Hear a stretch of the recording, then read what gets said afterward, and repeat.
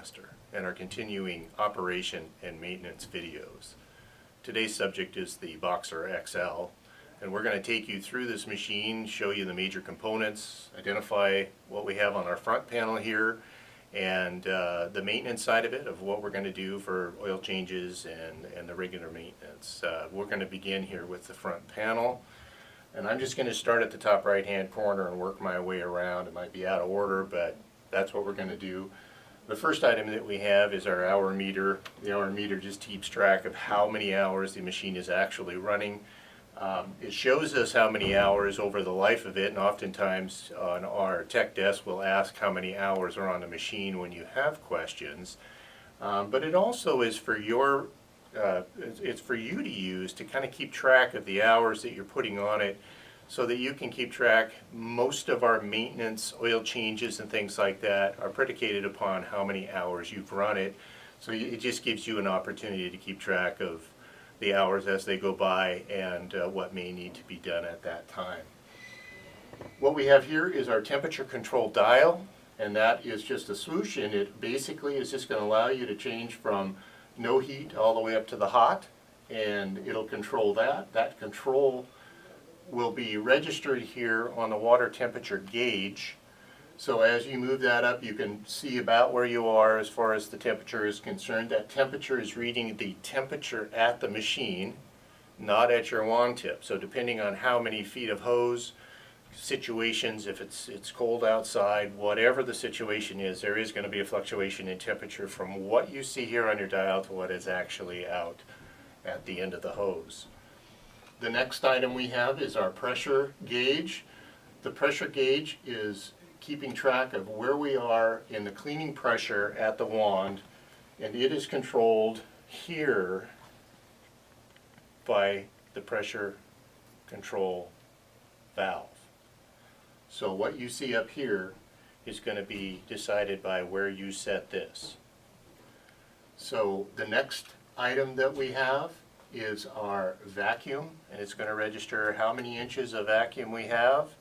And again, our normal operating range is going to be about 12 inches, 12 to 14, somewhere in that range. It's also going to be predicated upon how many wands you're using. You may need a little more lift at that point if you've got 2 wands going, which the XL has the capabilities for 2 wands.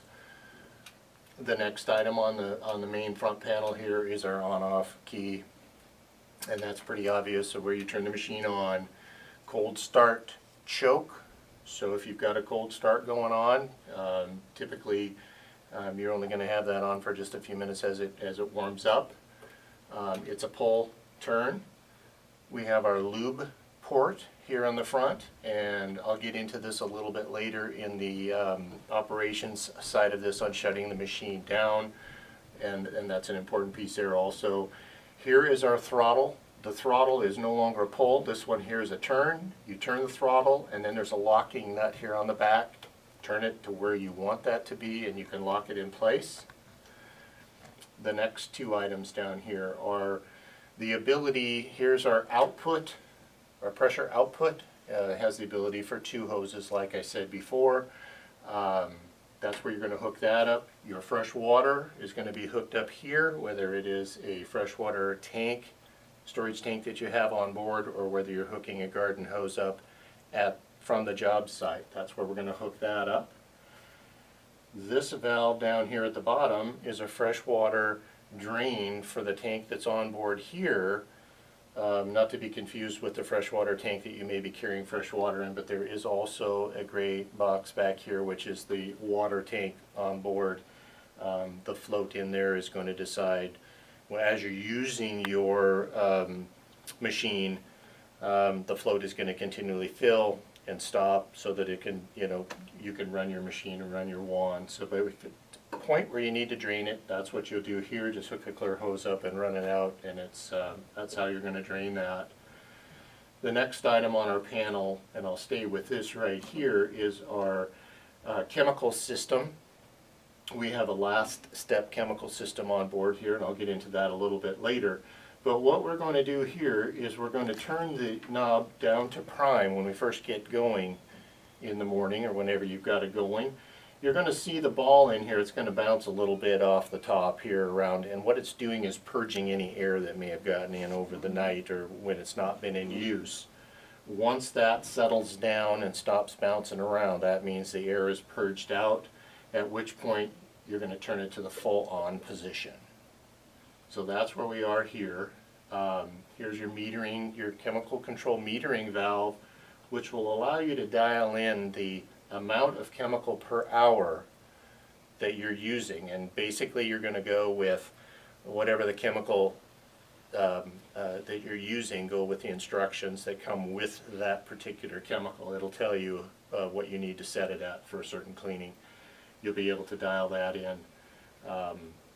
The next items that we have up here, and the last items on our front panel, are going to be the on-off switch. If you do have a freshwater tank on board and you're not bringing water in from the job site itself, you're going to push this to the on position, which is going to activate that pump. That pump will then bring fresh water into the machine here, into the small freshwater tank on board, and allow the machine to operate. If you are bringing water in straight from a house or from the building, this will stay in the off position. You won't need that. But it's pre-wired for that, so if you do have that, it's great. The same thing applies here with the automatic pump out. Some folks have the automatic pump out on their waste tank, others do not. If you do have an automatic pump out, this is the on position to turn that on. Again, it's pre-wired for that, so it's ready to go. In the case that you don't have an APO, automatic pump out, that would be in the on-off position. And the last item here is going to be your pump clutch. This is going to allow you to, in the off position, for example, if you're doing just water extraction, say you're cleaning a flood situation, you do not need the pump clutch on. We're not looking for any water pressure. You're just using the vacuum. That would stay in the off position. The middle position is pump on, no heat. And the last upper position is going to be the one in cleaning carpets or hard surfaces, pump on with the heat mode. So there we've identified the front panel, and we're going to work our way around the machine now and identify some of the major components inside of BoxxerXL.